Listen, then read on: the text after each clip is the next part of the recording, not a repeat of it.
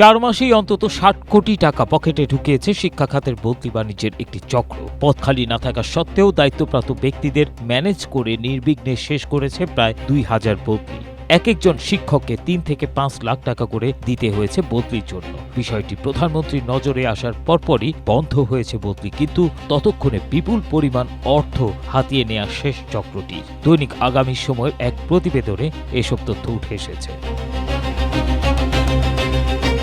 এমন ঘটনা ঘটেছে সরকারি প্রাথমিক বিদ্যালয়ের সহকারী শিক্ষক পদে বদলির ক্ষেত্রে। গত মার্চ থেকে জুন এই 4 মাসেই অবৈধভাবে এসব বদলি করা হয়েছে। প্রতিবেদনে উল্লেখ করা হয়েছে অন্তত শতাধিক বদলির আদেশ অনলাইনে দেয়া হয়নি, অথচ বিধান অনুযায়ী শিক্ষক বদলি অনলাইনে সম্পন্ন করতে হবে। জীবন অবাক না করলে কে করবে? 28% মিল্ক ফ্যাটের অবাক করার সাথে ফ্রেশ মিল্ক পাউডার। জীবন অবাক করুক প্রতিদিন। সূত্র বলছে, এইসব বদলির খবর 15 জুন প্রধানমন্ত্রী তারেক রহমানের কানে পৌঁছানোর পরপরই শিক্ষামন্ত্রী এহসানুল হক মিলনকে দ্রুত এসব অনিয়ম বন্ধের নির্দেশ দেন। শিক্ষামন্ত্রী প্রধানমন্ত্রীকে তখন জানিয়েছেন, এটি বন্ধ করতে হলে সবার আগে রাজনৈতিক তদবির বন্ধ করতে হবে।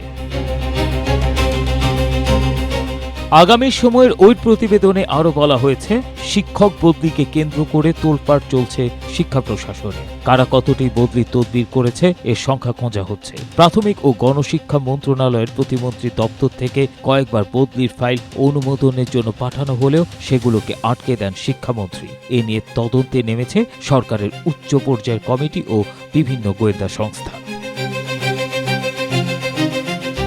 হাতে হাতে জারি করা এ আদেশগুলোই প্রমাণ করে শিক্ষক বদলিতে নিয়মনীতিকে পাত্তা না দিয়ে পর্দার আড়ালে এক বিশাল সিন্ডিকেট কাজ করেছে।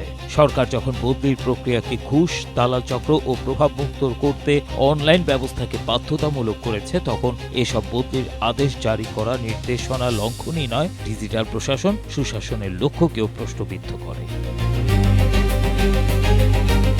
প্রধানমন্ত্রী এসব অনিয়ম বন্ধে শিক্ষামন্ত্রীর বদলি সংক্রান্ত একটি কমিটি করার প্রস্তাবে সম্মতি দিলে গত 21 জুন উপজেলা, জেলা, বিভাগীয় ও জাতীয় এই 4 স্তরের কমিটি গঠন করে নতুন প্রজ্ঞাপন জারি করে মন্ত্রণালয়। বদলিকে কেন্দ্র করে যে বিশৃঙ্খল পরিবেশ গত 4 মাসে সৃষ্টি হয়েছিল, কমিটির মাধ্যমে হলে তা অনেকটাই কমে আসবে এমন প্রত্যাশা সংশ্লিষ্টদের।